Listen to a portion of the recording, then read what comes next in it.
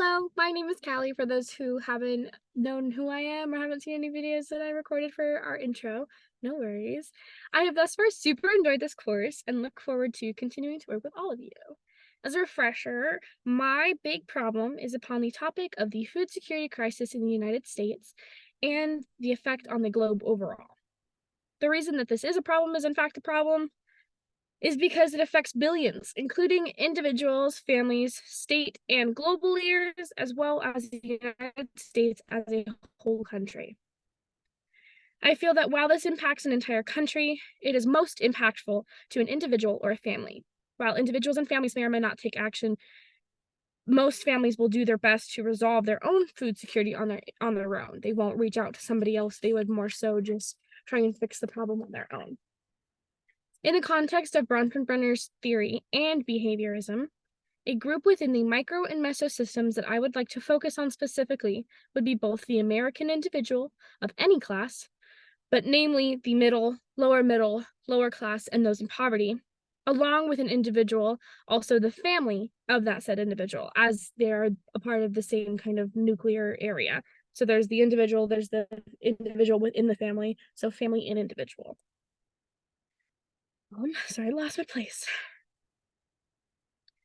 As an individual is affected, so can the family be also. The behaviorist learning theory, in my own words, is described as the process of learning with changes in observable, obtainable, and measurable performance.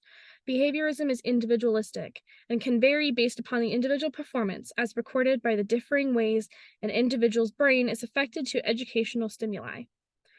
The greatest system that I find in Bronfenbrenner's theory is that of the individual American and family, these being the micro and meso systems in the two inner circles. So they got the inner circle and the circle right next to it. These are also described earlier in what I was talking about, so works out. In a hypothetical story application of behaviorism concepts, an American woman, Jane, has noticed the increase in grocery prices at a local grocery chain grocery store in their area, kind of like Walmart. At first, she thinks nothing of the increase until she returns to the store a few times in the month, and the prices have continued to increase or stay the same, but never lower. Her monthly grocery budget of $50 is no longer acceptable or affordable for her. This makes food unattainable.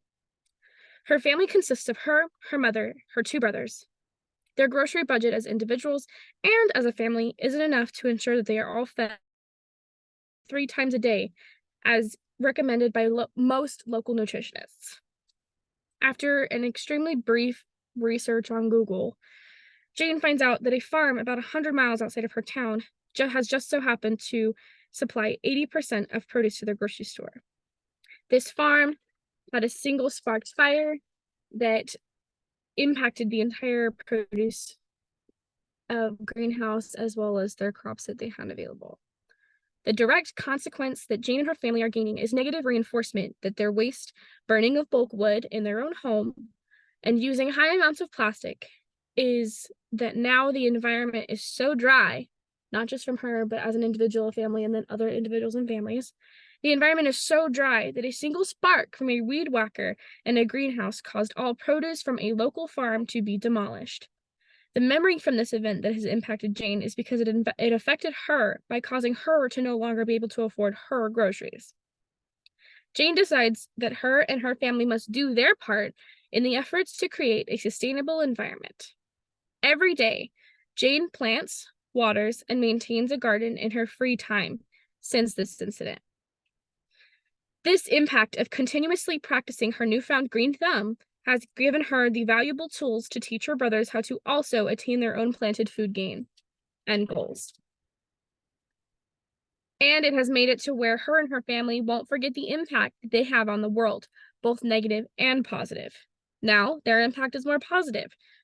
It is positive reinforcement for the global food security crisis in this sense, and to others looking to afford and attain food. I leave you with this reflected question.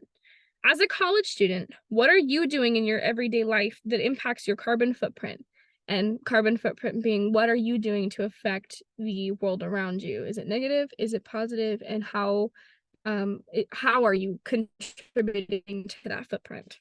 What is something that you can learn to decrease your footprint? what can you do to have a sustainable goal in order to create a more sustainable environment in either your local community or as a whole, I mean, a whole country. Thank you so much for listening to this, and I hope you enjoyed my little discussion. Thanks so much.